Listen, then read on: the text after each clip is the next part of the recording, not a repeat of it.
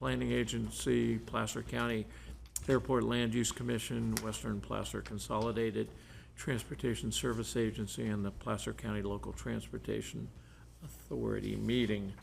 We'll start with a flag salute. Amanda, would you lead us in that flag salute? Ready and salute. I pledge allegiance to the flag of the United States of America and to the republic for which it stands, one nation, under God, indivisible, with liberty and justice for all. Sylvie, will you call the roll, please? Brown. Here. Burris. Here. Cortez. Here. DiMattei. Here. Dowden Calvillo. Dowden Calvillo. Here. Here. Dowden Calvillo. Howdeshelt. Here. Jones. Here. All right, got a quorum. All right. Would you read the Yes, meeting procedures? I will. Good morning, everyone, and thank you for joining us. Agendas are available on the back table here in board chambers or available on the PCTPA website. If you'd like to speak during the meeting, please direct your comments to the board. If you are here in person, we ask that you come up to the podium as this meeting is being recorded.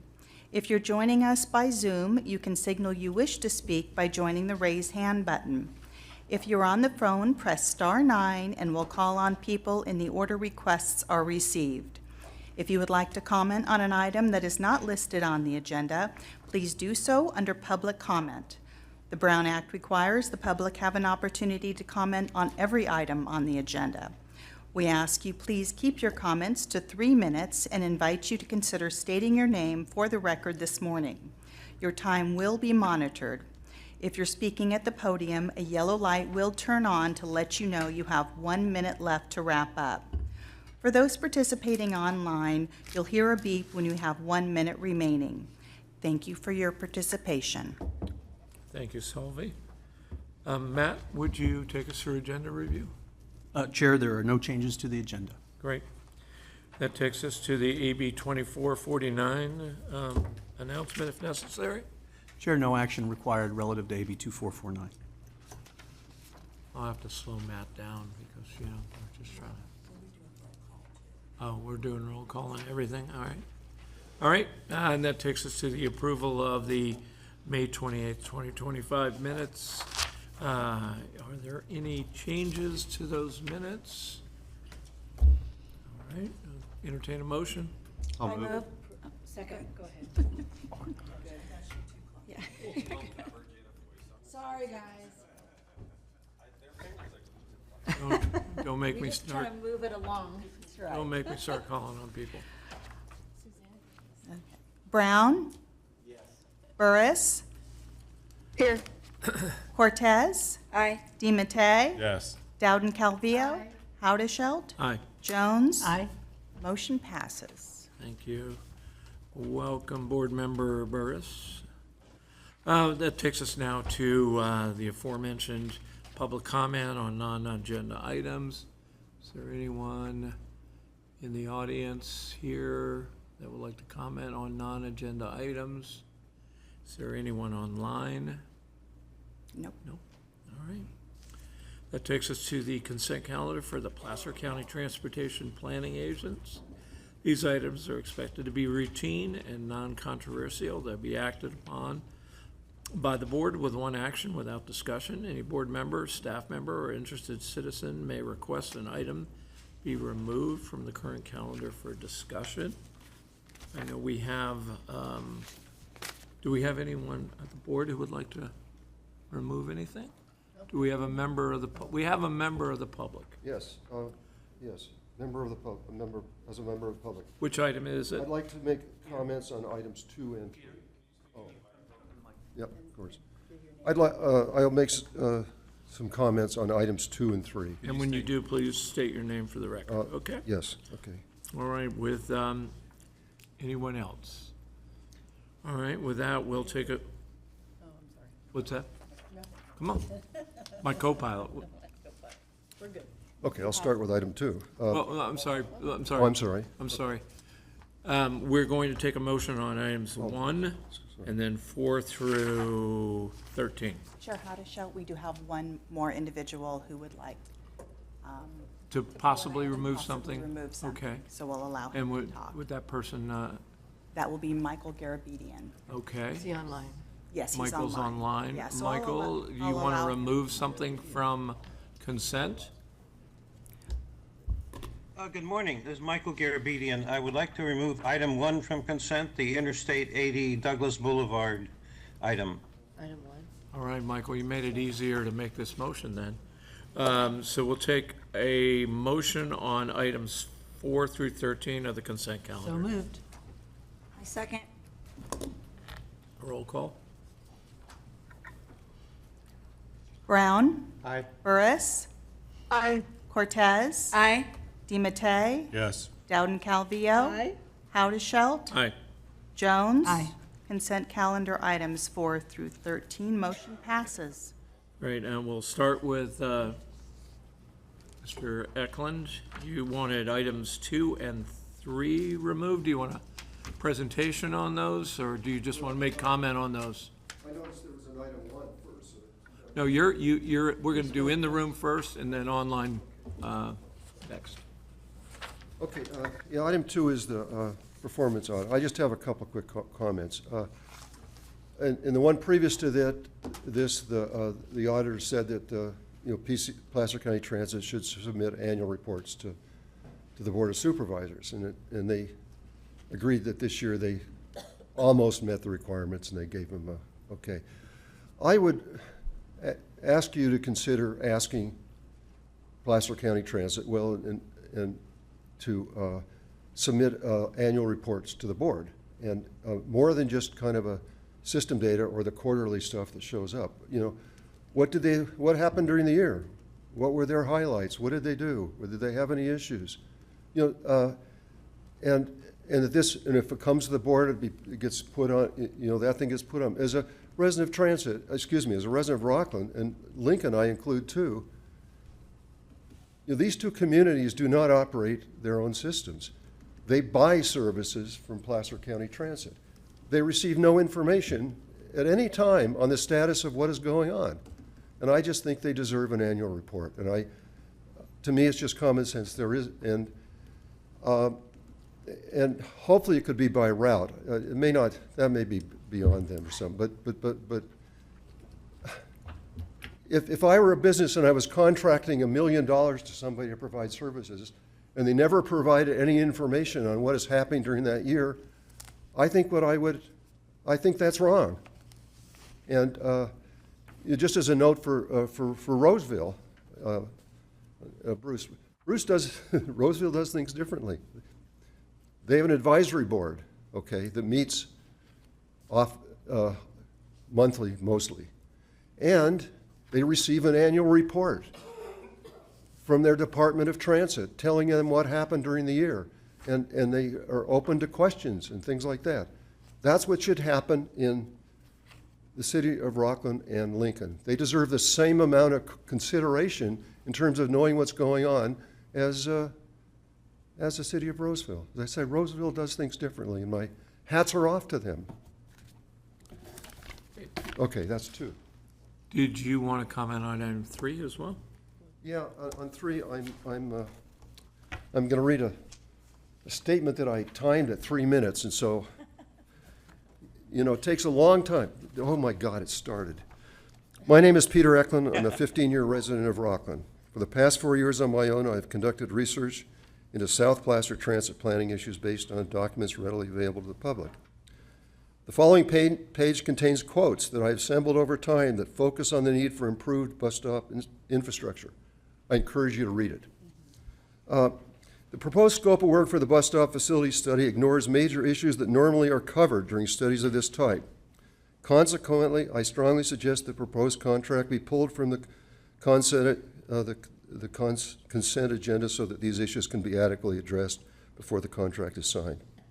The project appears to minimize input from the cities of Rockland and Lincoln, who currently purchase fixed route service from Placer County Transit, and have considerable leverage in transit decisions. The scope of work compared to similar studies omits critical data collection needs based on transit conditions in Placer County.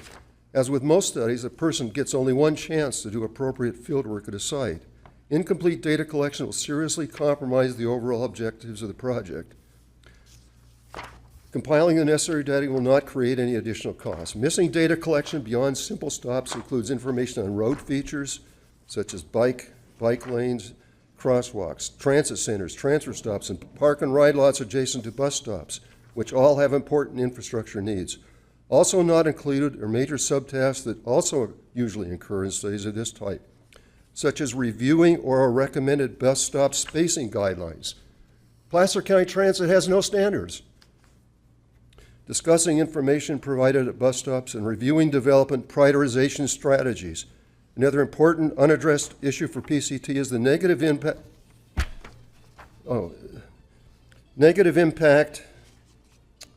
Lost my place. Negative impact of a substandard 15-year-old bus stop design that does not even meet the basic needs of residents who do not understand English, at the same time presents a poor image to all riders and the general public. There are 2 pages of text. And finally, the study completely ignores governance issues, especially for the 2 major cities, Lincoln and Rockland, that purchase transit services from Placer County Transit. The existing mutual responsibility documents for the planning, funding, and implementation of bus stop infrastructure needs to be examined in detail and update as necessary. Developing successful mutual responsibility strategies is a vexing but necessary process throughout the country, and both PCT and the City of Rockland have shown an unfortunate indifference to resolving this issue. Final example, just give me 5 seconds. Route 20 in Rockland has standalone benches in the system, and only 6 shelters.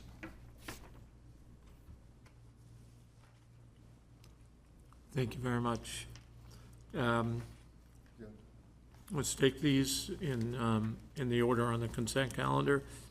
Any discussion about or any comment, Mr. Click, on item 2? Mike, do you want to address 2, please, and 3 if necessary? Sure. So the comment made by Mr. Eklund in regards to item number 2, which is the triennial performance audit findings. I know that Jamie Wright from Placer County Transit is also, I believe, in the meeting virtually, but there was no recommendation to the point that Mr. Eklund made that would require Placer County Transit to report some of their statistics to their board, although I do know that Placer County Transit staff does have jurisdictional or relationships with each jurisdiction that they serve, and there is data that is shared with those jurisdictions as part of their annual invoicing process for those services provided to those jurisdictions, as well as data provided to this board and in the unmet transit needs regarding some of the different service performance in the overall system that Placer County Transit serves. However, we can, as staff from PCTPA, work with Placer County Transit to see if there's any additional service performance metrics that might be able to be shared if they're not already done. Great, thanks. Any board comments? Just one thing, thanks, Chair. To his comment about not communicating, I would tend to disagree with that. I do sit on the 3x3s with Rockland, and we meet quarterly. There's never been a problem or a discussion that has arisen to be a problem in transportation between the City of Rockland and the county's transportation. I've not had my first one yet with Lincoln, and we have not had any bad communications as far as what you have assumed is going on behind the scenes, but we have great communications between the cities and the county. And as a board member, I have great communications with our transportation agencies and every other agency. So I'm not sure what more we can provide to the public, but the public, we are always open, but our communications and what's going on from my standpoint is very clear that we know everything that's happening, and maybe it doesn't come to the board and it's not open to the public, but what we do is to make sure that we are all on the same page, and so far nobody's complaining. So just wanted to let you know that. So thank you. All right, unless there's other board comment, take a motion on item 2. I'll And Second. And, okay, we have a motion and a second. Brown, Yes. Burris, Yes. Cortez, Yes. DiMattei, Yes. Dowden Calvillo, Aye. Haudashelt, Yes. Jones. Aye. Item 2 passes of the PCTPA consent calendar. All right. Now we'll move to the comments made about consent item 3 on the 1-year extension and total compensation amount to approve a bus stop facilities assessment. Thank you, Mr. Chair. I'll take this one again. So this item is a letter of task agreement that we are initiating with our current on-call consultant, WSP. WSP has been instrumental in working on the comprehensive operational analysis and short-range transit planning efforts for our 3 operators. And so we are utilizing that existing on-call contract to continue their service work, recognizing that a lot of the work that they did on the COA and SRTP is relevant to the assessment of our bus stop facilities. The scope of work that is presented in this agenda package is actually a scope of work that was collaboratively put together by our 3 transit operators as well as our transit operators working group. And so all of the items within that scope has been agreed upon by our operators as well as our jurisdictions that are participatory in that transit operators working group, which includes the cities of Rockland, Lincoln, Loomis, Colfax, and Auburn and the other jurisdictions. So again, a lot of the comments that Mr. Eklund made, I think in some manner or form will be addressed in this bus stop facilities assessment in some of the broad categories of the work that is being proposed. Great, and thank you, Mr. Eklund, for providing us not only the images, but your comments. Any comments by the board? I'll make one more comment, Mr. Chair. Thank you, Mr. Eklund, for bringing that to our attention. So Route 20, you had mentioned there's only a bench or not only standing. I guess why that is, we'd like to know, I guess, and we can address that. If there needs to be put a bench there for people, then, you know, we'll put that in if that's what needs to be done, so. But thank you for bringing that. I appreciate that. Yes. Unless there's. oh, No, you- I have another comment. Okay, Yeah. comment it is. So I want to question, Michael, would you take his comments Peter, to? oh, Michael, our Michael. No, I mean, no, Mr. Costa, Mr. Costa, Mr. Costa. Will you take his comments to that agency and his concerns?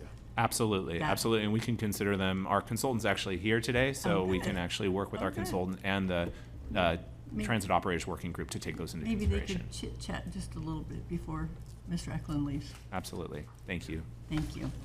Yep, Director Brown. And when it comes to public information and knowledge, I know that we have our communication and we are aware of things that are going on in contracts. I wonder, some of the information, and I've had a couple people reach out to me about statistics or different findings. Do we have that available on the website for PCTPA? Is it something that we can, put together so that the public can? In terms of any statistics relating transit performance, there is some statistics that staff brings to the board on a quarterly basis for our transit operators. It mainly revolves around ridership and some statistics related to our call center performance. Right.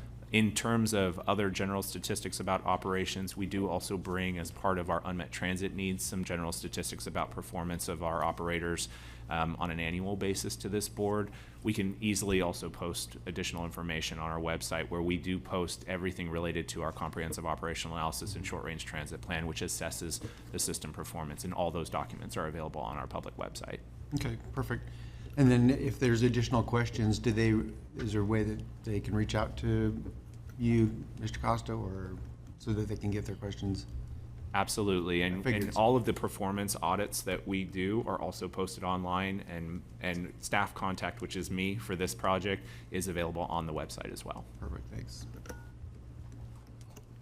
And if I could, through the chair, just briefly, and I don't want to belabor the issue, but I do want to say that, Mr. Eklund has been a passionate citizen representative for transit for a long time. And the issue of bus stops in and around Rockland is something that he has championed and brought to us. And quite frankly, a lot of this scope reflects, sort of his interests and his advocacy over time. So while we might have disagreements about the nature of the scope and exactly what we're doing, though, there's a lot of Peter's fingerprints and advocacy work in the past on this. And it's not to say that this is the end, this is the beginning. We have to start somewhere. And ultimately, what we want to do with this work is what we want to do with a lot of our planning work, is get to a point where we can identify projects, get them in the pipeline, and seek grant funding for them to not just analyze them and study them and get data on them, but actually build things and improve the transit stops for the citizens of Rockland, Lincoln, Roseville, the county, et cetera. So I want to thank him for all of his work that he's done to date, because it is kind of one of the reasons why we have this scope in the first place. That's incredibly value added, Matt, and thank you for that, because it shows the culture of the professional staff and this board of directors. So thanks. With that, take a motion. So moved. Second. Hey. Roll call, please. Brown, Aye. Burris, Aye. Cortez, Aye. DiMattei, Yes. Dowden Calvillo, Aye. Haudashelt, Aye. Jones. Aye. Item number 3 of the PCTPA consent calendar passes. Great. Mr. Garabedian, you asked to have item 1, the approval of Interstate 80 Auxiliary Lane Project Construction Support Services Letter Task Agreement pulled from consent. You want to speak about this? Good morning. Am I online now? Can you hear me? I do hear you. Then I hear And do you. you hear me? I hear you if Oh, you hear me. thank you very much. I greatly appreciate this chance to comment online this morning. I congratulate you for this.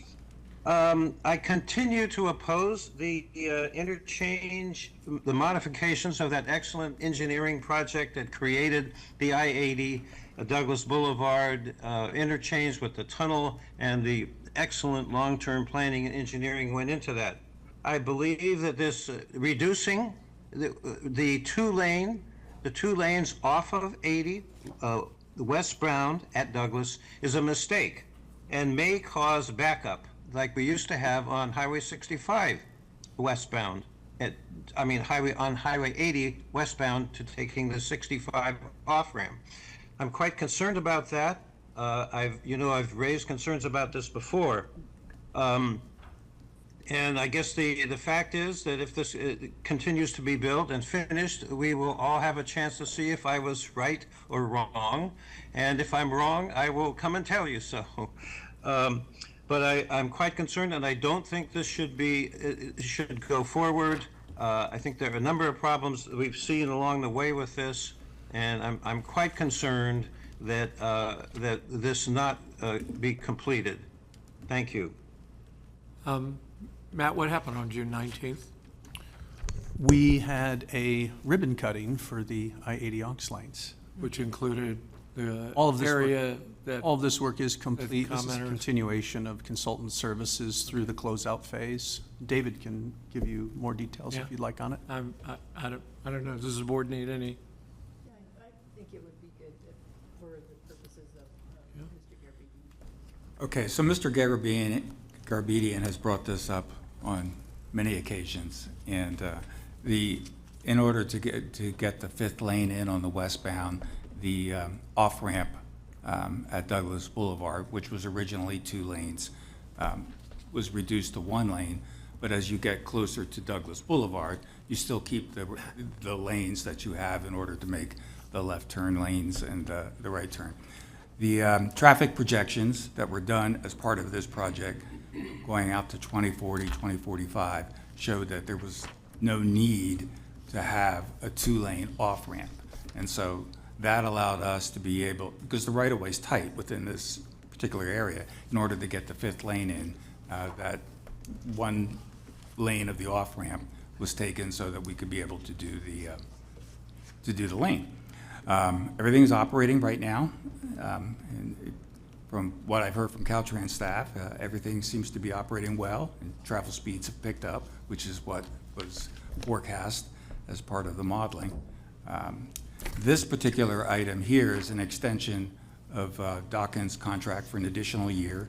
We have a detention basin that anybody who was out there in January or February, we had a lake, and that was due to compaction, and also as part of soil testing, we have 6 feet of hard pan, and so we have to put in infiltration trenches. So that's going to occur here the latter part of June, early part of July, and that should solve the problem. And then beyond that, we have, as Matt indicated, closeout procedures. We have to update all of the design plans, and we have to respond to various Caltrans requests. And then we also have to complete the right-of-way transfer. Sparta owns slivers of land along the Rockland Road off-ramp, and we own right-of-way along westbound 80, where we had the ribbon cutting. And so all of that will need to go to the Sparta board for authorization to transfer that back to the state. So those are the services that DOCM will be providing us for this coming year. Great. Thank you. Thank you. Directors have any other questions? If not, I'll entertain a motion. I have a comment, though. I do have a comment to add to that for Mr. Garabedian's purpose. I know when you reduced the off-ramp lanes from 2 to 1, it was a little bit of an education for me, too. Right. Because when you get up on the actual off-ramp to turn left, most people want to be in the right of the 2 Right. left turns. And of course, for those of us that don't need the sunrise part of it. So I know it was an education, and when they were doing all the construction there, I stopped taking the Douglas on-ramp and started using the Eureka on-ramp for that very purpose. And it gave us, most of us, that was where the bottleneck kind of was, right before that, the people getting on at Douglas. So I think it's beneficial, it's really more beneficial to have it at a one-lane off-ramp rather than 2. Now that that on-ramp is completed, that traffic now is flowing much better, and everybody's not kind of jumping over to get in the left 2 lanes to stay clear of that. But it's a matter of educating us that now we don't have 2 lanes to get off on. All right, thanks for your comment. All right, with that, Mr. Eklund, you have risen. I just have one little comment. On this item, sir? On this item, yeah. Well, Okay, just quickly. we'll give you 45 I seconds. I go through there a lot. This project is excellent, and I would remind, the situation pre-COVID, if anybody remembers it, when you went towards Douglas, the HOV lane suddenly was filled up. Everybody moved over to it, and because they lost a lane and said, well, you can't take away a lane. I'm using that lane. And so there was a bottleneck there because of the HOV lane. That's going to all be gone. Thank you, Mr. Eklund. You know, I will make a comment. Sometimes I come down 65 and merge onto 80, and when you get near that Atlantic Street, it's NASCAR. Only nobody's turning right. Well, some people are turning right. Anyway, it's a difficult merge is my larger point. So, and that's a challenge, right? With each improvement comes, other things. So we need to get that I-80 65 interchange funded. That's my comment, right? All right, with that, I'll take a motion. So moved. Second. All right, moved by Jones, seconded by Dowden Calvillo. Calvillo. Vio or Calvillo. Vio, all right. Calvillo. May I have the roll? Call the roll, please. Brown. Aye. Burris. Aye. Cortez. Aye. DiMattei. Yes. Dowden Calvillo. Aye. Howdeshelt. Aye. Jones. Aye. Item number 1 of PCTPA consent calendar Right, passes. and I express appreciation as my fellow directors, for the public comment on these things. So, that takes us to the consent calendar for the Western Placer Consolidated Transportation Services Agency. There are 2 items, the budget and approval of a task agreement. Any comments online, in the room? Take a motion. I'll move. I'll second. Brown. Yes. Burris. Aye. Cortez. Aye. DiMattei. Yes. Dowden Calvillo. Aye. Howdeshelt. Yes. Jones. Aye. Motion passes. Great, thanks very much. That brings us to item I, the 9 a.m. public hearing on the Placer County Land Use Compatibility Plan Funding Policy Amendment. David? Good morning, members of the commission. So we're asking the commission today to conduct a public hearing regarding a funding policy amendment with respect to future updates of the airport land use compatibility plan. We're requesting the commission to adopt the resolution 2529, which has three parts. One is to approve the funding policy amendment. Second part is to make the determination that the funding policy amendment is not a project subject to CEQA. And lastly, then you direct the executive director to inform both the cities of Auburn, Lincoln, Placer County, and Caltrans Division of Aeronautics that we've adopted a policy amendment with our airport land use compatibility plan. I have a couple of slides here that will kind of summarize the staff report. And so the state mandates that airport land use commissions create airport land use compatibility plans, but historically there has not always been funding to cover these plan costs. And recently state funding has been a lower priority with respect to funding airport land use compatibility plans because, as you can appreciate, airports have capital projects, safety projects, and those always have higher priority. There was partial state funding when so for background for purposes, members of the commission, Placer County Airport Land Use Commission was created in 1998. So in 2000 was our first airport land use compatibility plan. And then it was updated again in 2014. So we have partial state funding there, backfilled with local funding. We use local transportation funds.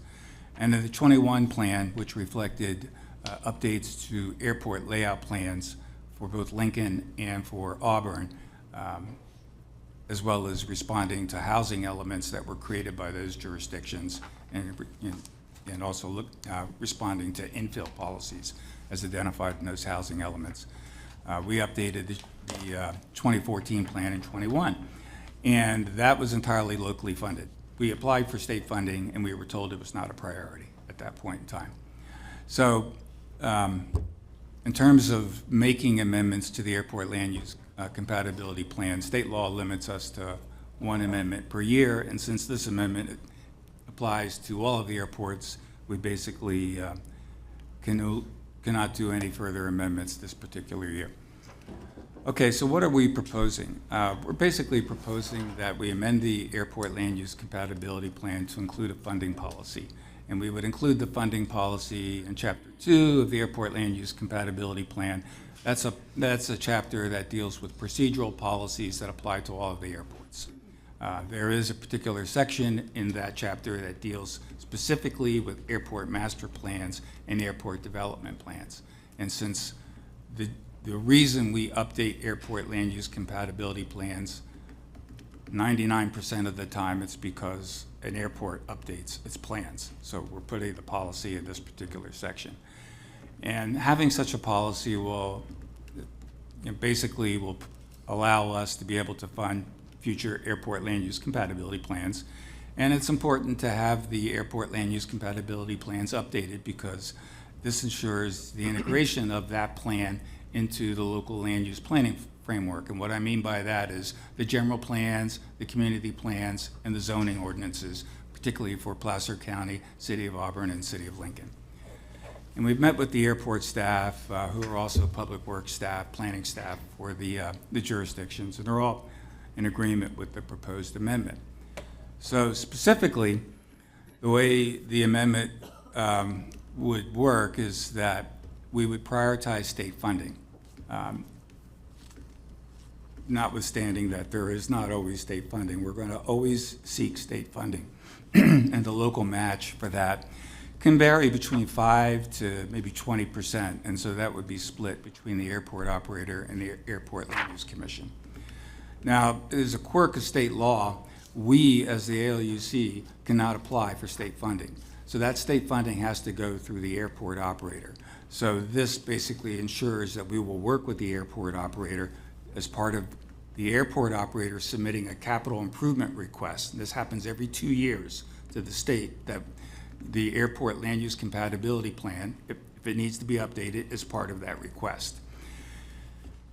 Now, because the state hasn't always funded, so, if the grants are unavailable, we'll basically have to split the cost 50-50. And so that's what we had worked with the jurisdictions, and they were acceptable to that. And the airport operator's share would be drawn from their local transportation fund. So that's a fund source that we administer, the jurisdictions know, there's a claim process, everybody knows how to work that. We're allowed to do that under the state guidelines in terms of a transportation planning agency, because this is a transportation planning function. And so this is probably the easiest way to be able to have the funding flow between agencies and in an expeditious process. Of course, there would be a funding agreement, because when we update the airport land use compatibility plan, Lincoln or Auburn or Placer County are going to want to make sure that their needs are addressed as part of that update. So all of that would be scoped as part of the funding agreement. In terms of environmental review, so CEQA excludes from the definition of a project any government funding mechanisms or fiscal activities that don't commit to a specific project or may not result in a significant physical impact on the environment.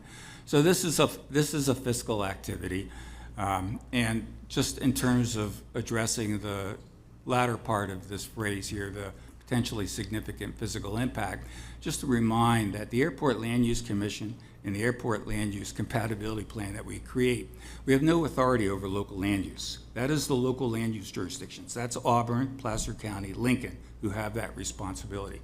We also have no, and people have always thought this is somewhat ironic, but we have no control over airport development or airport operations.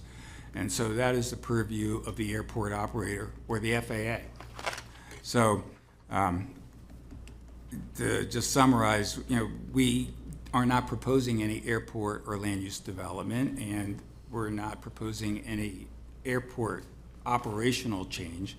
And so there's no physical changes as a result of preparing an airport land use compatibility plan that affects the environment.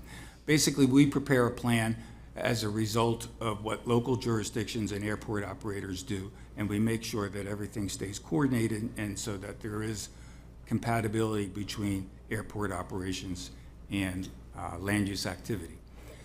So the funding policy is not considered a project or activity subject to CEQA. We published a public notice in the Auburn Journal, Lincoln Messenger, posted it online. There's a list of stakeholders, people that are interested in airport operations, and so we distribute to that group as well as to staff, and all of that is done 10 days before this hearing. So our recommendation: conduct a public hearing regarding the funding policy amendment, and then consider and adopt resolution 2529, which approves the funding policy amendment, which determines that it's not a project subject to CEQA, and you're directing Matt to send letters that I will write to the various jurisdictions saying that we have this funding policy in place.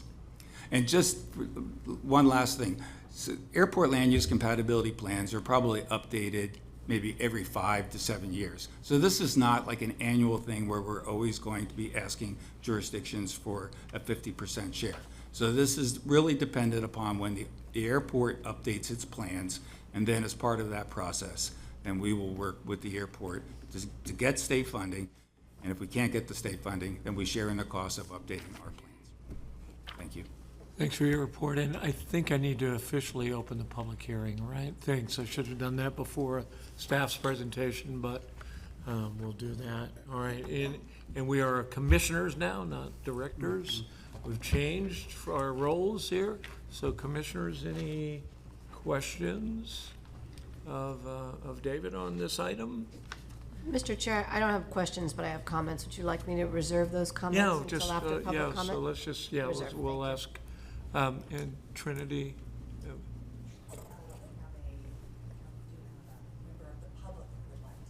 Okay. I'll ask for any public comment in the room first. We do, okay. Welcome. Good morning. Sean Bay, Auburn City Manager. I just wanted to say that the city supports this, and frankly, I'm a little bit surprised that it wasn't this process in the past, considering that the city would be asking, airport itself would be asking for the update, and to not expect to pay for something, part of that is a little bit surprising. So the city does support that. Thank you for being here and your support. Any other public comment in the room? Okay. Public comment online? Yes. Okay. Michael Garabedian, you're free to speak. Thank you. I just want to thank the commission for the excellent explanation we just had from staff. Thank you.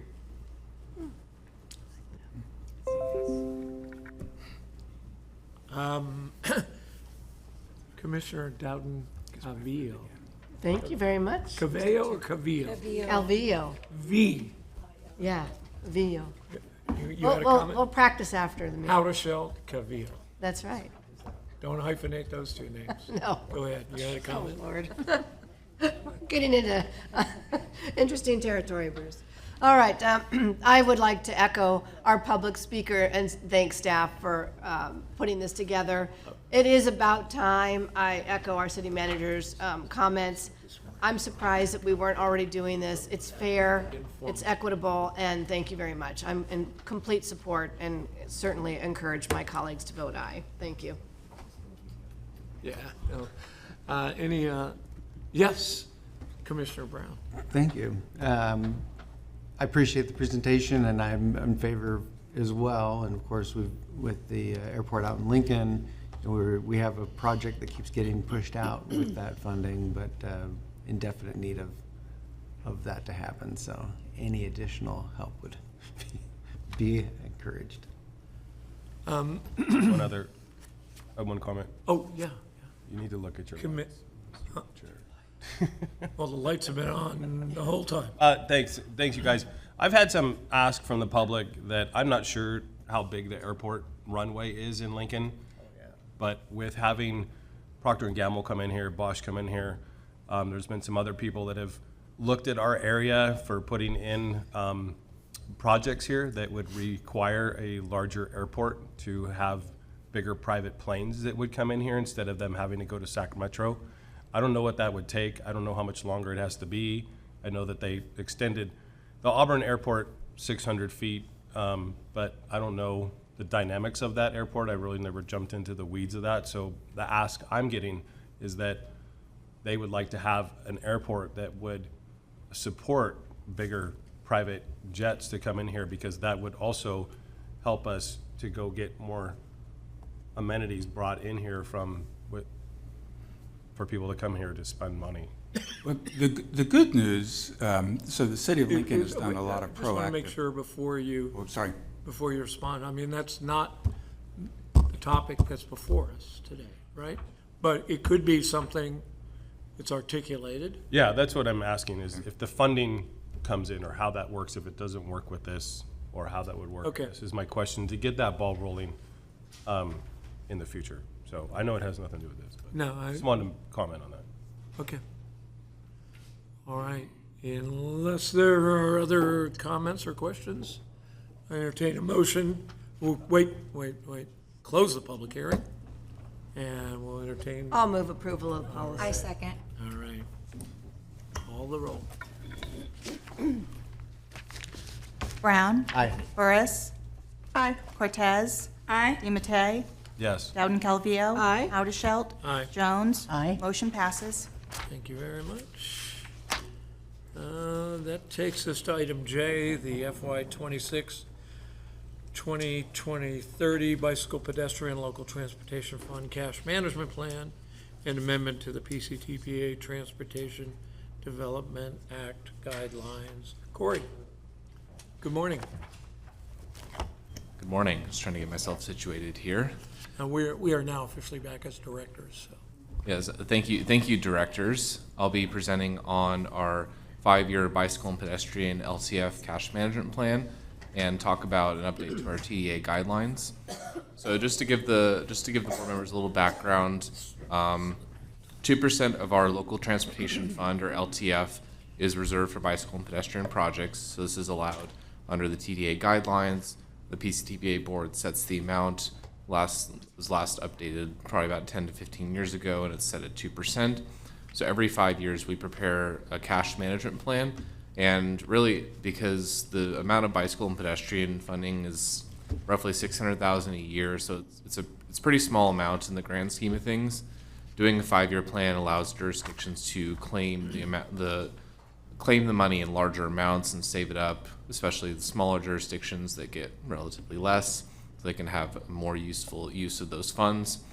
Just as an example, projects could include bike lanes, pedestrian signals, infill projects for sidewalks, new pedestrian crossings, anything that's related to bicycle and pedestrian infrastructure is eligible for these funds, as well as planning as for like updating a bicycle master plan. So we're estimating over the next 5 fiscal years that there's going to be about $612,000 coming into this fund each year. And this is apportioned to each of the 6 cities in the town and the county by population. We're also reserving 25% of each year's apportionment, which I'll get into in the next couple slides, but this is something that we've done. Each cash management plan, we hold 25% as a contingency in case there's overages or on any of the projects, or we get lower than expected funds. So the total 5-year apportionment is about $2.3 million. You can see the totals here by jurisdiction. So once, if approved by the board, jurisdictions would be eligible to claim these funds anytime within the next 5 years up to 2030. So in getting back to the 25%, we're proposing a new revolving match fund. This is something that we've not done in the past.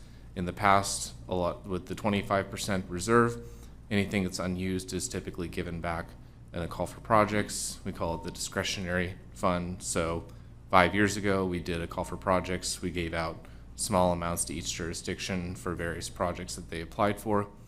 This time we're proposing to do a new revolving match fund. And essentially how this would work is this would give the jurisdictions an opportunity to ask for grant matching funds.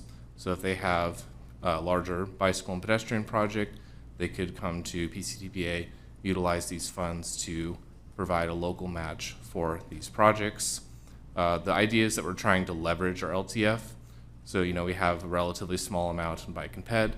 This is a way that we can leverage that money to bring in more funds for Placer County projects. So we're going to be we have a pretty sizable carryover from the previous cash management plan that's expiring at the end of this year, just under $1 million. We're going to be using that to help start the fund, and then we're going to use about 15% of each year's apportionment, so about $90,000 will be added to the fund each year, and then we're going to hold the remaining 10% in reserve. That's if we have lower than expected sales tax revenue, we can help make apportionments whole. Once a year, we'll take requests from the jurisdictions. These will go through a review process by the PCTPA TAC, where all your staff members sit, and through the board. We're estimating that we can give out about $200,000 in matches each year. This could be used for programs like the Active Transportation Program. It could be used for SACOG's funding round as matching funds for bike and ped projects, or other federal bicycle grants as well. We're proposing that we'll probably reevaluate this about 2 or 3 years into the program, just to make sure that it's meeting jurisdictions' needs and that there's desire to continue the program.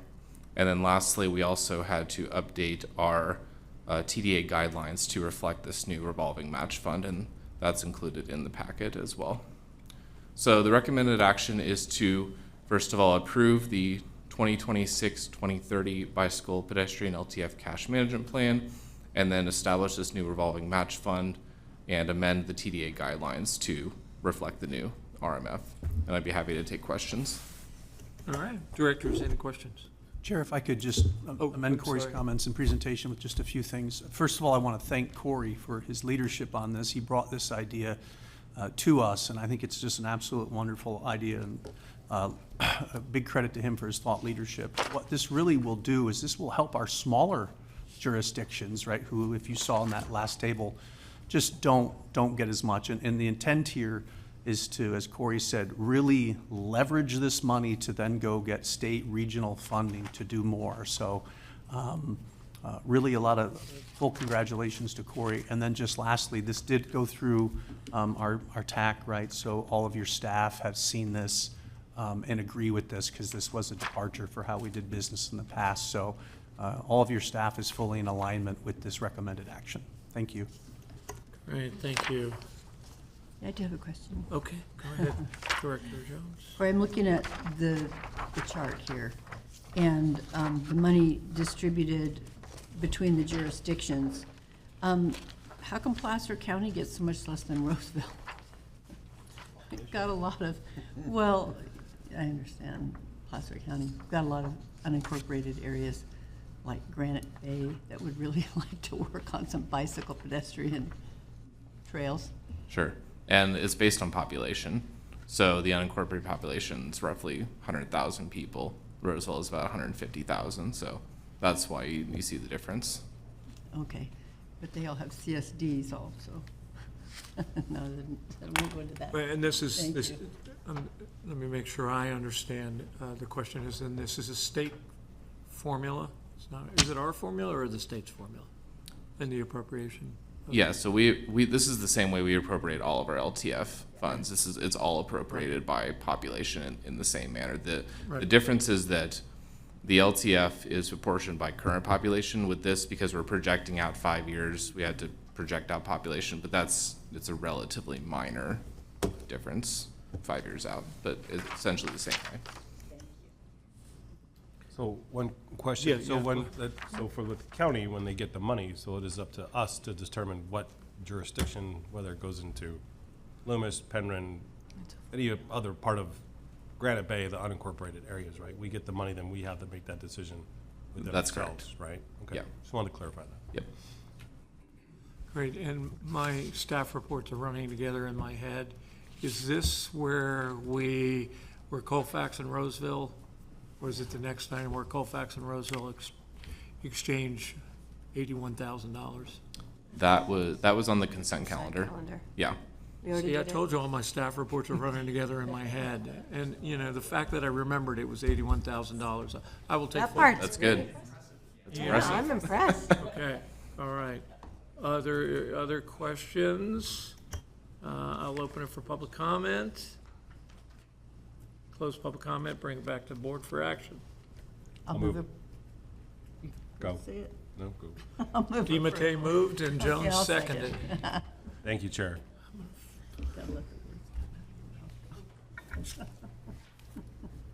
Brown. Aye. Burris. Aye. Cortez. Aye. DiMattei. Yes. Dowden Calvillo. Aye. Howdeshelt. Aye. Jones. Aye. Motion passes. Thank you very much. That brings us to our next item, which is completion of the short-range transit plan for Auburn Transit, Placer County Transit, Roseville Transit. Mike Costa. Thank you, Mr. Chair, and again, good morning, members of the board and public. I'm very excited to be presenting this item alongside with a representative from WSP, who's been our project manager on this, and he'll be giving a little bit of this presentation. But to tee us up on this project, this has been a multi-year effort that we are now concluding, that started with the comprehensive operational analysis that was conducted for each of our transit operators over the last year.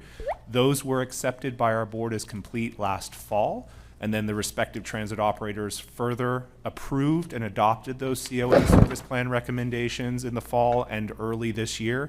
And then we transitioned to the short-range transit plan, which again is really not to re-examine the system and change services, but to implement those service recommendations that were originally adopted by our transit operators in the COA. So we're taking those service plans and moving them forward in a manner that better integrates and coordinates our transit services here in the South Placer region. So one of the things, of course, that the COA tried to do, and this is something that the SRTP will continue to promote, is really looking at improving integration and coordination among our transit operators in an effort to really encourage more ridership across our system and services. So what has been done, we at PCTPA staff did not work alone on this. We didn't work alone with our consultant. We actually formed a technical advisory committee that had many different stakeholders, stakeholders representing our transit operators, stakeholders from each of your respective jurisdictions and agencies, your staff, as well as external stakeholders that represented different social service agencies, as well as members of the public that even were participatory in this whole planning effort for the SRTP, and many of them transitioned directly from the COA effort into the SRTP. So there was a lot of knowledge and expertise from the previous TAC that transitioned into the current TAC for SRTP. We also engaged a lot of different external users that I'll talk about in a next slide, from members of the public and riders to participate in the SRTP process, again with the goal of really looking at how do we take those service recommendations and move them forward over the next 5 years. So as I mentioned, this effort all had very extensive public outreach, starting with the COA effort. In the SRTP effort, we continued to promote the project through a dedicated public webpage where we posted all of our technical memorandum that supported the SRTP document. We posted all of that online so that members of the public and stakeholders could review those materials as we went along in this planning process. We also conducted a public survey that really generated over 200 responses, close to actually 300 responses, that were then incorporated into, again, the service recommendation, the strategy recommendations to implement our services in the short-range transit plan. And so we'll be able to talk a little bit about those in the coming slides. So with that, I'm going to go ahead and transition it over to Eric, who's going to walk us through the actual SRTP document and essentially what some of the recommendations for the SRTP are. All right. Thanks so much, Mike, and thank you, board members. The first step of the SRTP process was to update the service plan that was adopted as both part of PCTPA and Roseville Transit COAs. And this included working directly with the 3 agencies to confirm the operational improvements that will take place over the 5-year horizon of the SRTP, as well as updating the cost and ridership estimates that were developed as part of both COAs. The map on the right in this slide shows the combined service plan for the 3 agencies, and that includes changes to Auburn Transit's Auburn On-Demand service area and service span. Those changes have already been implemented. Various changes to PCT's fixed routes to cover new areas of Auburn, Lincoln, and Rockland, and various frequency improvements to local routes, as well as improvements to PCT's Dollar Ride services as well. And Roseville Transit's improvements include modifications to their commuter routes, which have also already been implemented, various frequency improvements to their local routes, including a new naming convention for those routes as well, the implementation of 3 distinct Aero on-demand service zones and associated changes to their ADA services as well, and the expected introduction of the Rapid Link pilot service. And those changes are expected to take place over the next year or 2. Following the confirmation and update to the service plan, the project team worked with the 3 agencies to identify the necessary capital requirements to implement those service improvements. This included items such as transit vehicle replacement and fleet additions to accommodate changes in service, installation of electric charging infrastructure to accommodate the transition to zero-emission vehicles, and various bus stop additions and modifications to support any new route paths. The 3 agencies provided costs for these capital requirements as shown in the table on that slide. As you can see, Auburn Transit and Roseville Transit are anticipating to being able to cover any necessary capital upgrades as part of the SRTP, while PCT will need to secure additional funding in order to cover their upcoming capital needs over the 5-year SRTP planning horizon. After putting together the service and capital plans, a financial plan was developed to estimate costs for the various operational and capital improvements, as well as putting together a general timeline of when those improvements are anticipated to take place. These were grouped into near-term operational changes and capital changes that would take place over 2025 to 2028, midterm, which would take place over 2028 to 2030, and long-term changes, which would be anything taking place after 2030, which would be the end of the planning horizon for the SRTP. In addition to developing cost estimates for the operational and capital improvements, the project team worked with the 3 agencies to also develop 5-year estimates of local, state, and federal funding sources that will be available to help offset and cover the estimated expenses that are shown in the SRTP. In addition, 2 scenarios were also developed for each agency, one which reflects the operational and capital improvements identified in the SRTP, and the other reflecting future improvements that are not proposed at this time as part of the SRTP, but were analyzed as part of the COA process that Mike mentioned earlier and would be worth investigating as more funding becomes available. The table on this slide shows the estimated 5-year revenue projections that I just mentioned and the operating and capital costs for both scenarios for all 3 agencies. As you can see, again, Auburn Transit and Roseville Transit are anticipating being able to cover all their future operating and capital costs at this time, while PCT will need to identify additional funding to cover any of these or some of these future expenses that are shown. So to provide a roadmap for the 3 agencies to implement the various operational and capital improvements shown in the SRTP, the project team worked with the 3 agencies to develop an implementation plan. And this includes recommendations on how to phase the various operational and capital improvements based on the expected readiness of each improvement and how it factors into the network as a whole. The first step, as shown on this slide, should include the 3 agencies working to gather as up-to-date data as possible, and also for PCTPA to work on developing a regional ADA paratransit service certification platform for all 3 agencies to use. Next, the agency should move on to implementing their near-term operational and capital improvements, and for the WPCTSA to consider modifications to their existing Joint Powers Authority Agreement structure, which I'll go over in the next slide. Over the next few years, the agency should focus on implementing their mid- and long-term improvements as identified in the SRTP and look into pursuing additional funding if required for those improvements. The project team worked with the 3 agencies and studied both regional and nationwide best practices to develop strategies to streamline various decision-making processes across the 3 agencies and work to improve the transit experience in Western Placer County. And these recommendations also respond to the responses that we received from the survey that Mike mentioned we conducted earlier this year. These recommendations include updating the WPCTSA Joint Powers Authority Agreement that I just mentioned to include more authority for the group, creating a regional marketing brand for the 3 agencies that would supplement and would not replace the existing brands and logos for the 3 agencies. Rather, it would be a complement to those logos and brands. Developing a better online trip planning experience through the South Placer Transit Information, Education, and Training Programs website that would allow customers to not only plan their trip, but also see things such as real-time arrival of their buses and potentially pay for their trip all in one site as well. Another recommendation is to develop a consistent and integrated fare structure and discuss the determine the feasibility of implementing a regional transit pass across the 3 agencies. And lastly, we recommend the 3 agencies discussing the potential for developing fare capping strategies, which would eliminate the need for riders to pre-purchase daily or monthly passes. All of these recommendations will require further collaboration. These are not set in stone or anything like that. These are merely recommendations for the 3 transit agencies, the WPCTSA, and the Transit Operators Working Group to continue to discuss following the completion of the SRTP.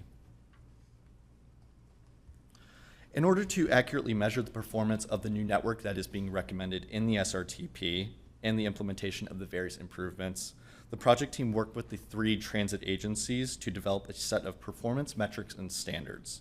These are aimed to measure items such as ridership, operating costs, on-time performance of fixed routes, and wait time for on-demand services. The metrics include a range of values consisting of a low, standard, and high value. The standard reflects the existing average for each metric based on the most up-to-date data received from the 3 agencies, broken down by type of service. So we have a specific value or specific range for local routes, commuter routes, on-demand services. That way we're making sure that they're as context sensitive as possible. The low value represents 75% of the standard, and the high represents 125% of the standard. Services that are closer to the lower end should be considered for potential improvement or elimination, and those closer to the higher end should consider increasing frequencies or service spans, which might result in higher ridership as a result. The SRTP also includes additional metrics for the Rapid Link pilot project that were determined with the 3 agencies to measure the effectiveness of the pilot and determine the potential for making it permanent following the 3-year pilot timeframe. These include measuring the impact of the project on ridership of existing services to ensure that's not siphoning ridership away from existing routes, whether that's PCT or Roseville Transit.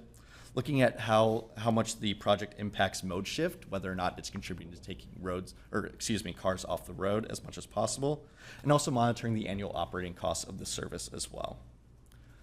Further, to help the 3 transit agencies determine the future feasibility of making service changes, the project team developed a set of regional performance metrics and standards, and this includes measuring the population within a half mile of a fixed route bus stop, and the percentage of residents in a respective agency's on-demand service area that work within a demand response service zone. These allow agencies to measure and analyze future requests for service from outside areas of the county that we do not currently serve right now, and basically provide an opportunity to assess those extensions and see if they are worth committing resources to those areas. The Transit Operators Working Group, should actively monitor these performance metrics and standards and adjust the targets as necessary during the 5-year SRTP time period. I'll pass it back to Mike for the requested board or action for this item. If you could switch to the next slide, please, Eric. So again, thank you for that presentation. And essentially, again, this is our 2-year effort that culminated with the recommendation that is here before the board today, which is to accept the SRTP as a completed document. And then once this board accepts this as complete, then our respective transit operators will take this collectively to their respective governing bodies and adopt the SRTP recommendations. And of course, PCTP staff will work with the transit operators to then implement the SRTP moving forward. Again, this is something that our transit operators were extensively involved in, as well as our local jurisdictions that participated in this process. And with that, this concludes our presentation. I'm very happy to answer any questions the board may have. Okay. I don't see any lights. I'm looking at the lights now. You got me focused. I do have one question. It's a 2-part question. So scenario 2 is FY 2030 and beyond. Did I understand that correctly? So in scenario 2, why is Auburn Transit's operating cost the same as it is in scenario 1 that doesn't exist for PCT or Roseville Transit? There are minor adjustments beyond that. Could you address that? Yeah, so we worked, again, as Mike mentioned, we worked with all 3 transit agencies to determine what outside the recommendations that we have in the SRTP, any future improvements that they're looking at for operations or capital. And Auburn Transit did not provide any, so that's why you're seeing the same number for them. Okay. Operating costs include personnel, fuel. Yes. You know, yeah. insurance, all the. Right. You know, Right. yeah, okay. Any public comment on this item? Yeah, I have 2. So I will take the public, and then I'll take my favorite public comment. Come on, Peter, come on up. That doesn't mean you're not my favorite, but, you know. I'll take it in Rockland and Roseville. I'll take it in alphabetical order. How about that? Okay. I can definitely get it all within 3 minutes. I read all the documents, just to let you know. To me, it's a rehash of what's in the previous. A lot of words and stuff, but there should be some more action kind of stuff. For PCT, there was no recommendation on fares. Let's get them all together. But if it's not there. I'm going to combine Roseville. Roseville did that. They had recommendations on fares. A lot of the really good stuff is in the Roseville plan. As most of you know, I really dislike the actual plan itself. I'm not going to comment on it, but every resident in the west side of Rockland loses service. And if you judge it in terms of travel time, and access.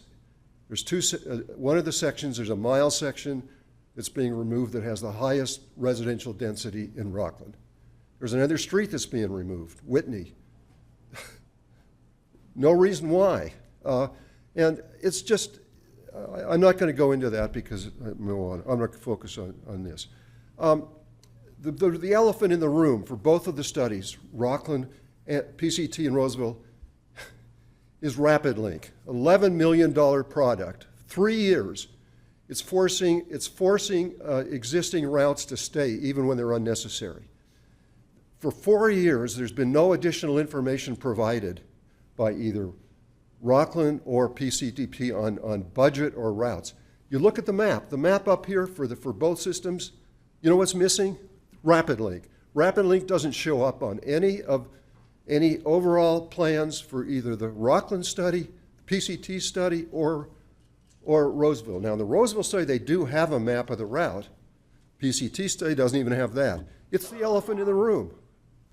There should have been an effort to try to integrate, they use the word integration, integrate that into the existing systems. What they're doing is they're overlapping. You look at Roseland, there's 3 routes now going between Galleria and Sutter.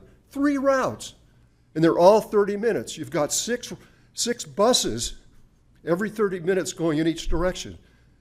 There should have been some attempt to integrate things, and there is no plan B.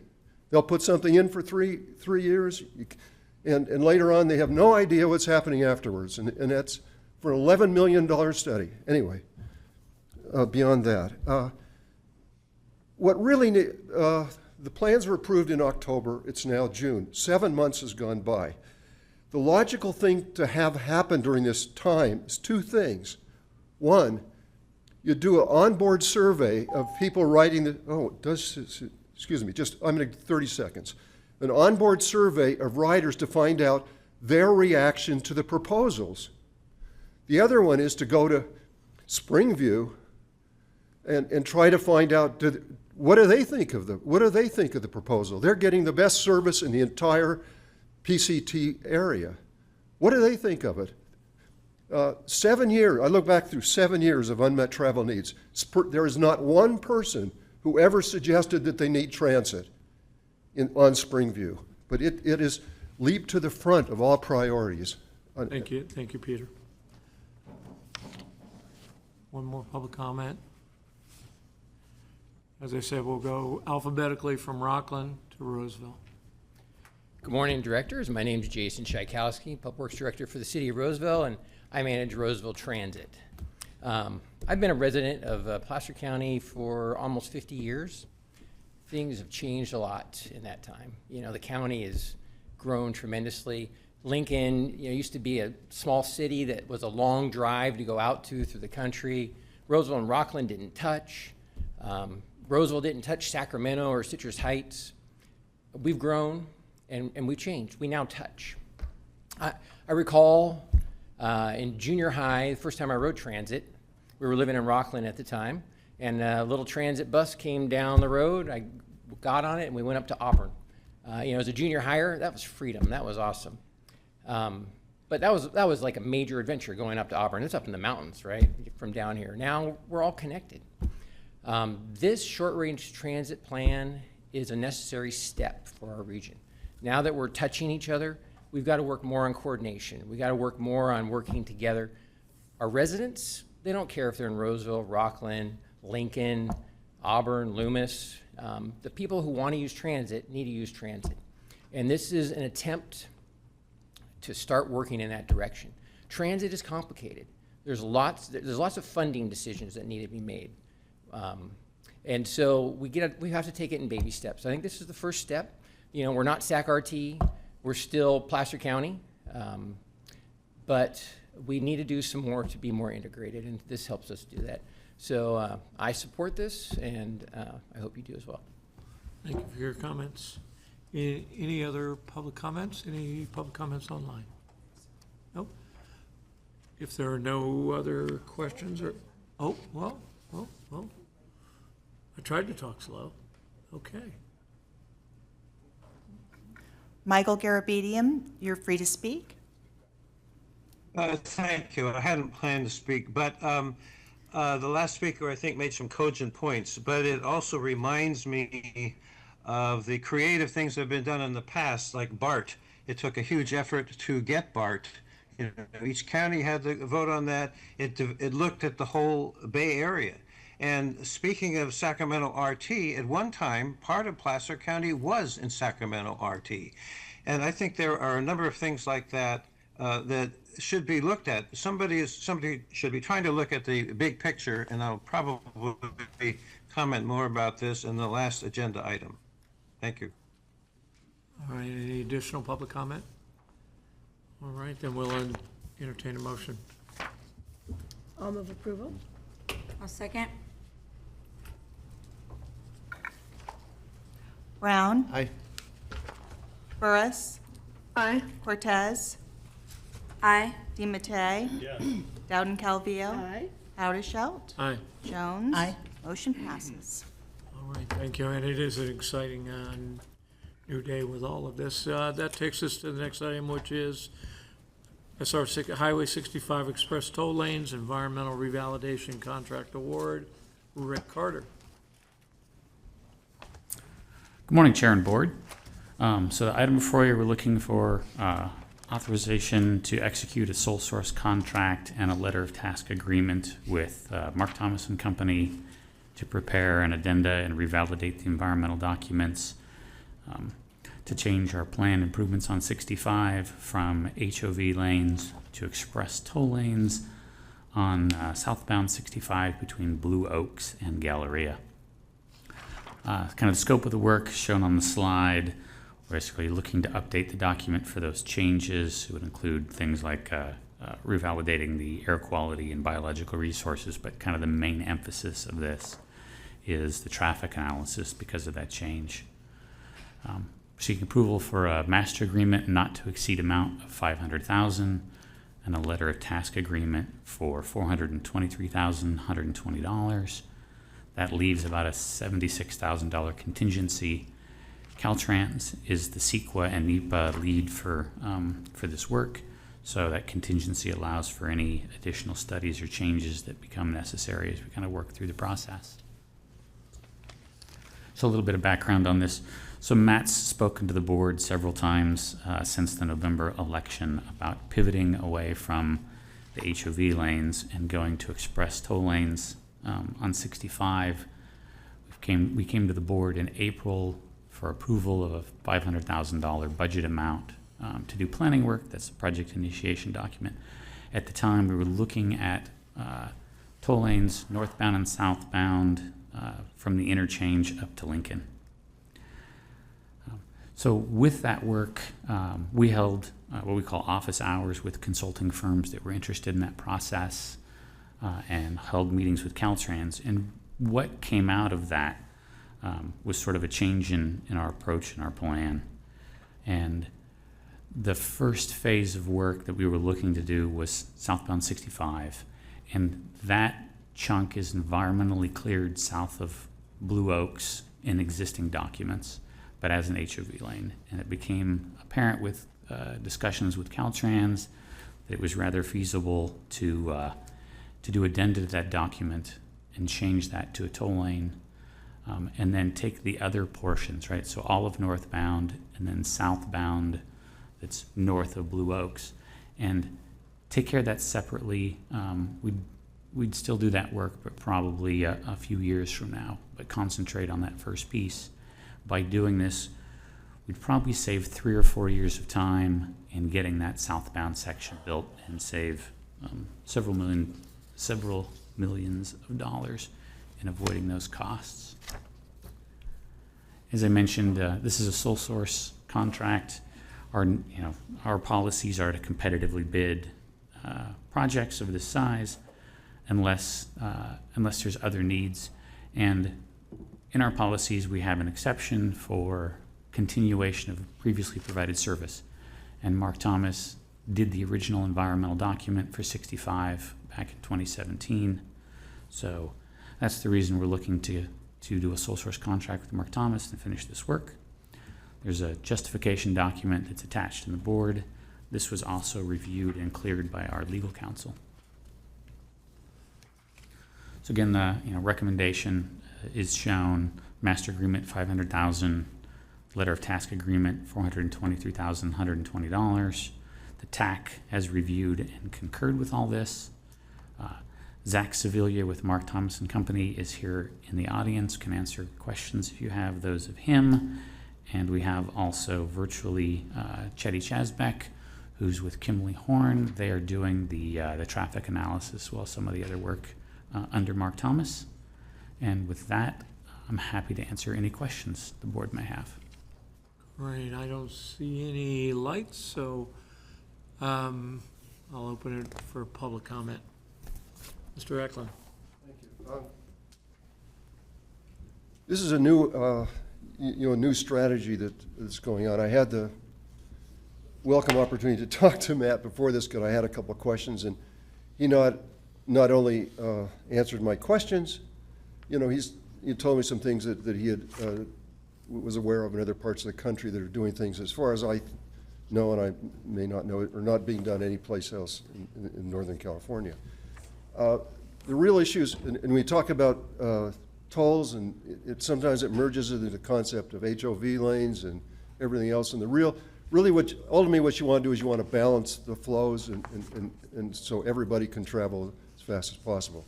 And HOV lanes really don't work, and for a variety of reasons. They don't create the balancing, and often, what he's told me and showed me, and I believe, is that the strategy is flexible. It leads to balancing lanes. It overcomes the problems of HOV and regular toll lanes, and I think the damn thing will work. Now it depends, and what it really, because it really ultimately in a situation like this, you're talking about travel behavior, and you don't always know who wants to weave and who wants to change lanes, and it solves that problem, but you're still back to travel behavior. And the way this is set up, it takes that into account. So this is a wonderful project, and Matt's the person to do it. Can you put that in writing so we can put that in as permanent record? You wrote it down. All right. Any other public comments in the room? I know we have one online. Michael Garabedian, you're free to speak.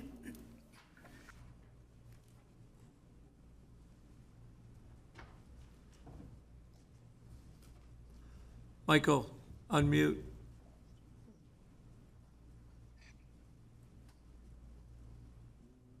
Michael, this is control. Michael, this is control tower. I'm not. There you go. I think my hand was still raised from the last item. I'm not planning to comment on this. Oh, I thought on the last time you mentioned you were going to comment on this item. All right. Well, thank you. I do have one question. So this is planning, and as part of the planning, will this include a toll authority or appending to any toll authority? It will not. It does not have to go that far. So what this will do is this will be all the environmental revalidation work, as Rick described. So at the end of this process, we will have new environmental documents with this new project concept stamped, agreed to. We then move into design. We will at some point look at doing an AB 194 tolling application through the CTC. As a reminder, PCTPA, as an RTPA in the state of California, can seek its own independent tolling authority. We have that right. We could add a fifth agency to that title slide when we start our board meetings and become the Placer tolling enterprise, if you will. We also have the possibility of joining CARTA, the Capital Area Regional Tolling Authority, where we are currently ex officio. But this is just limited. We have options into the future. This is part of the pre-production process. You had me at saving 3 or 4 years, so, I mean, anything else? Yeah, comment. Yes. The last time we were talking about this, we talked about the minimum speed that might be considered, and I think you said 45. just my personal opinion, but I think the minimum speed should be the speed limit posted. Oh, with the speed limit. Right. I appreciate that. Yeah, there is a Federal Highway Administration standard, a performance standard, where they just say when they look at degradation of these special use lanes, they want to maintain, and it's technically 45 miles per hour, 90% of the time during the peak period, because, you know, it's federal stuff, so it gets complicated. You're absolutely right. We do want to do that. And the concept of this lane is that it will be physically separated with delineators. That's also important for speed, because if they're open access like they are to the west over in the Bay Area, you get lane diving and a safety issue. But if we have physical separation and you have this stopped queue, that lane can operate safely at a higher speed because of the physical separation. Yeah. We certainly don't want to manage it. We would look at 45 miles an hour as a floor, not a goal. Since it's a special lane, we can't get out from under the feds. Well, I'm just saying that's where that standard comes from. This is on a state highway, and we're currently not seeking, you know, federal dollars for part of it. So Yeah. that's just where that arrives from, but Yeah. we're not subject to it right now. Yeah, I just see it hindering the flow of traffic. Yeah. Because that's why people will want that lane. That's right. Yeah. Yeah. Oh, yes, the old Audubon. It does feel like it when I use these in the Bay Area, that it's permission to go as fast as you can, so. With that, we have a recommendation. Do we have a motion? I'll move approval. Second. All right, we have a motion and a second. You can put down whoever you want. Came from that side of the room. Brown. Aye. Burris. Aye. Cortez. Aye. DiMattei. Yes. Dowden Calvillo. Aye. Haudashelt. Yes. Jones. Aye. Brown. Yeah. Motion passes. Oh, I said you twice, didn't I? Really got you in there. One more time. Excellent. Matt, your executive director's report, and oh boy, are you frank in this? What did I say? Let me read here. Second, the third bullet. Yeah. So, as far as grant activity, let's start with sort of the bad news. We were noticed that our Solutions for Congested Corridors grant, we did not receive. Is this round 4 or 5? This was cycle 4. Cycle. And this was $26.4 million. It was for 5 projects in Placer, the largest of which was the $19 million for the pedestrian overpass as part of the Rockland Road interchange. There was money for a small project in Lincoln, part of Dry Creek for Roseville, et cetera. We lost. We have already begun what I would define as what we call an after-action review to understand why did we lose. We put together a very good technical application. What you never know in these is what is your competition doing? Now, we've seen who the winners were. And so you know where they snapped the line, we were the second below who was selected. So it's not like we were at the bottom of the pack. There was a lot of people who lost well below us. So we ranked medium high, but not high enough. And as a broad brush, I would say programmatically, transit got the lion's share of the funding in this round, which is in alignment with, you know, the state's goals and their concerns about the fiscal cliff for transit. There was a multimodal corridor similar to ours that did get funded. So David and team, we've already pulled all of the winning applications, looked at them, and we will be doing a debrief with CTC staff, which was the agency that would have awarded in July. David will lead that to understand what do we need to do next time. So we want to derive as much value as we can as out of this after-action review to put together a winning application for the next cycle. Item 2, the US DOT build grant. We could hear today. We could hear at any moment. They say the 28th, which is Saturday. We think we'll hear by the end of the week. As a reminder, this is for the general purpose lane and auxiliary lane, also on State Road 65. It's $22 million. Congressman Kiley has been a steadfast supporter, as his chief of staff and legislative director. So we've had good conversations. They're fully in our camp, and we'll see where this goes. It's a $100 million pot nationally. We're trying to get a fifth of it. So we should know by the end of the week. And that will then impact our timing in how we sort of exercise the express toll lane you just approved the revalidation work for. And then lastly, Build America Bureau Regional Infrastructure Accelerator Grant. This is great because this is federal money with no local match. We've submitted this. We've asked for $2 million. What this is the Build America Bureau is sort of like the lender inside of USDOT, where they want you to get into the TIFIA program, basically their bond program. They want to loan you money. This is where the federal government's going. And this grant is to sort of let you get your house in order financially and administratively to get into what they would call the credit pipeline. We had 2 phone calls with their staff, and then I think put together a very competitive application. This would, and Chair Haddishelt, this gets to one of your earlier questions, this would then help us fund the design work for the 65 express toll lane, which will follow on the environmental revalidation you just approved. And it would also help us with that tolling application to sort of seek tolling authority. So that is $2 million, no local match. We'll find out hopefully over the summer on that one. So that's our grant activity. As far as express toll lane, we're assuming a 10-month schedule, and I believe we're having a kickoff meeting next week. Next week. Yeah, so There's donuts here. Why, we could why do don't it you just now. do it now? Yeah, so we'll be by the end of '26 we'll have validation done and be moving to design. So we're not waiting. I-80 ribbon cutting. Some of you were there. It was a nice event that last week, and very symbolic because, that might be one of the last things we do on I-80 for a while. Just a heads up as well, the 2050 Regional Transportation Plan, we will be publicly releasing, remember that's our long-range transportation plan, we'll be publicly releasing that in the middle of next month for a 45-day review period and then coming back to you all in August. And then just lastly, as a final reminder, don't show up in July because there won't be donuts and you'll be lonely. We are going dark for the July board meeting. And I'll send you all out a note next week, but just as a reminder, I will be out of the country July 5th through the 23rd.